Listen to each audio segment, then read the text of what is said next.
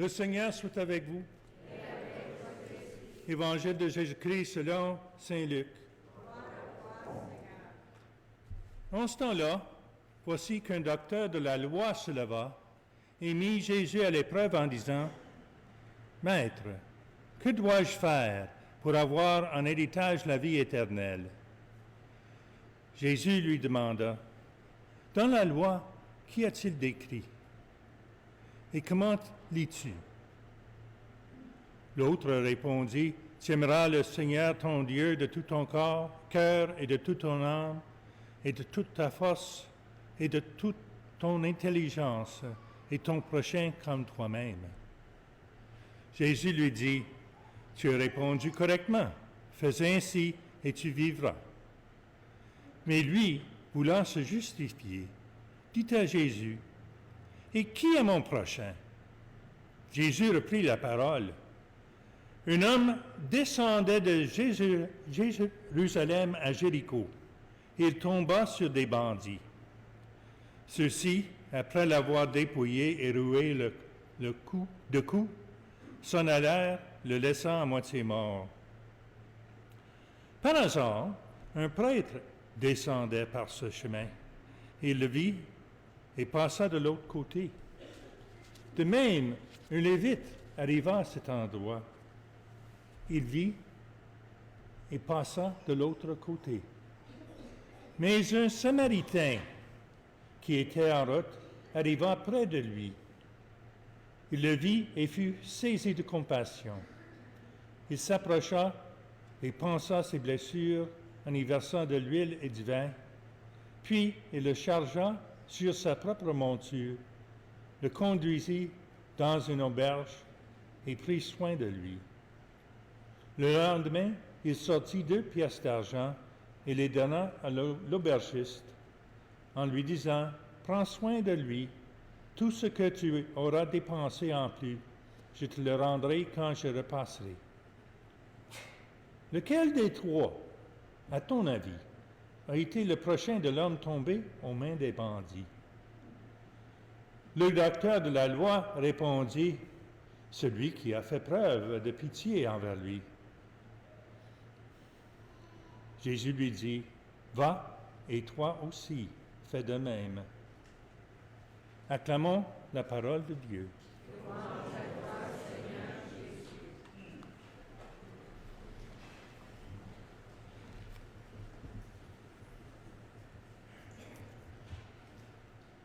Quand j'ai visité la Terre Sainte, j'étais sur la route de Jérusalem à Jéricho, dans un autobus. Mais j'étais là. Et c'est un endroit désert, rocher, une bonne place pour des bandits. Et on voit des places qui disent, ça c'est l'auberge du bon Samaritain. Ça c'est la place où le Samaritain a pris l'homme qui était tombé avec les bandits. Mais c'est une fiction, parce que c'est une parabole.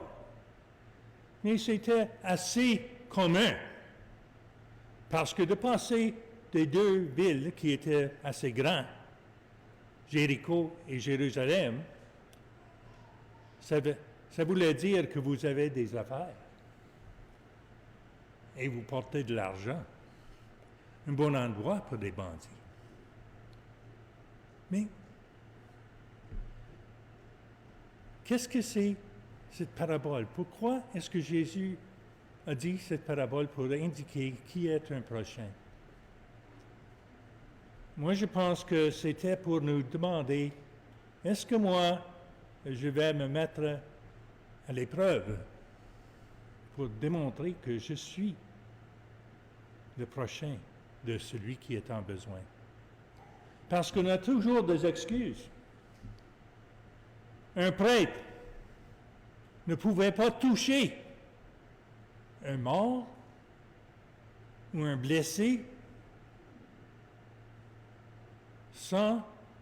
parce que ça lui rendait impur. rituellement.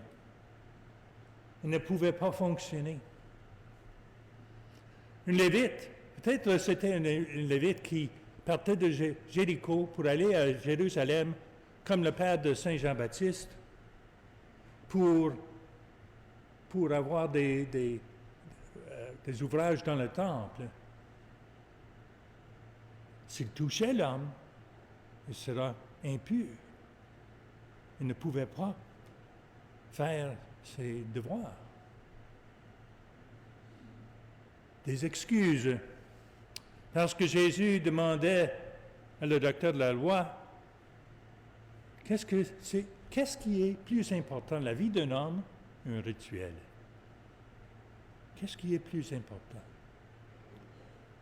Le Samaritain,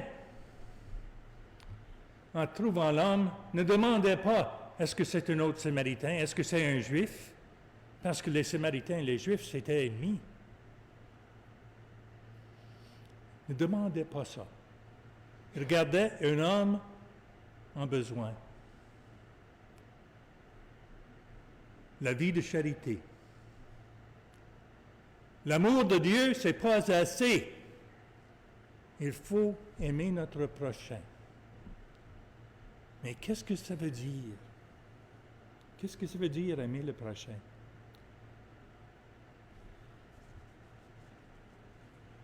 J'étais mis à l'épreuve moi-même. J'étais avec des séminaristes et des autres prêtres à l'Inde, à Nouveau-Delhi. Nous étions là, c'était le commencement de soirée. On attendait des autos qui vont nous chercher à l'hôtel. Et des indigents venaient vers nous, demandant des pièces de monnaie, demandant quelque chose à manger. On n'avait presque rien. Et de plus en plus, il venait des ténèbres autour de nous. 5, 10, 20, 30.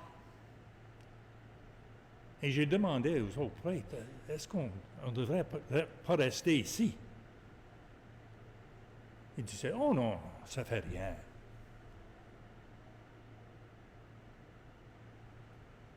Une personne de localité est venue nous dire, tu vois la lumière là au restaurant, elle est là, avant que quelqu'un ait tué. Parce que vous pensez que vous n'avez rien, mais ce que vous avez, c'est $1 million pour ces personnes-là. Ils n'ont rien. Ils vont te tuer pour quelques sous. Alors nous sommes allés vers la lumière. Et entrant dans la lumière, tout le monde, tous les indigents, restaient dehors de la lumière, sauf un enfant. Je ne savais pas quel âge il avait. Parce que mal nourri, il aurait pu être 5 ans ou 10 ans, je ne sais pas. Mais il est entré dans la lumière et avait une garde à la porte du restaurant. Il a pris le jeune et l'a jeté dans les ténèbres. J'ai jamais oublié ce moment. Qu'est-ce que j'aurais pu faire pour mon voisin? Qu'est-ce que j'aurais pu faire? Si j'ai donné tout ce que j'avais, ça ne faisait rien pour ces gens. Leurs besoins étaient trop larges. Je ne savais pas quoi faire.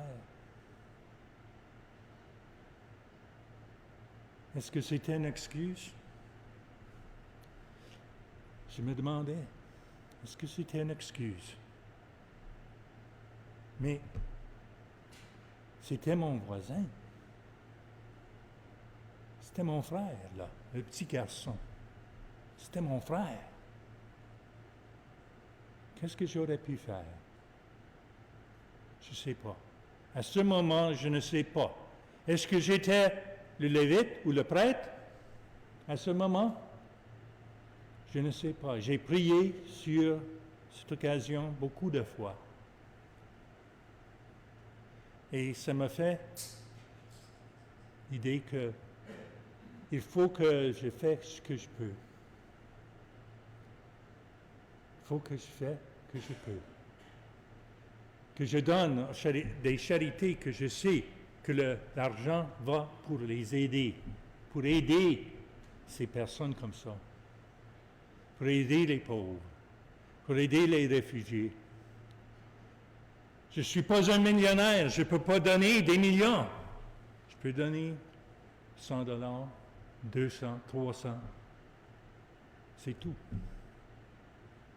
Mais ce que je peux, je le donne.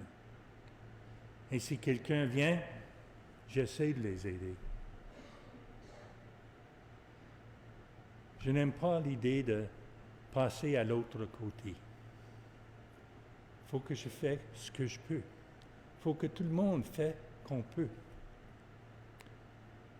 Et si nous, dans notre richesse, dans ce pays de Canada, nous sommes riches comparés à beaucoup de monde, nous sommes des riches, même si on ne pense pas qu'on est riche. Pensez à des personnes qui n'ont pas de toit, qui n'ont rien à manger, qui pensent à regarder dans les refus des autres pour avoir quelque chose pour les porter à la journée prochaine. Nous sommes riches. On peut donner ce qu'on peut.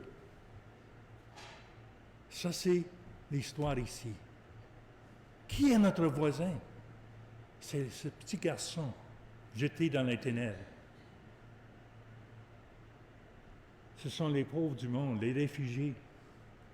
Ce sont les personnes qui sont les victimes de racisme, les victimes des riches qui veulent prendre leurs sous pour devenir de plus riches. Et il y a nous, des chrétiens, chrétiennes, qui sont demandés par Jésus d'aimer notre prochain comme nous-mêmes. Qui est mon prochain? Ça, c'est la question ici. Le prochain, c'est celui en besoin.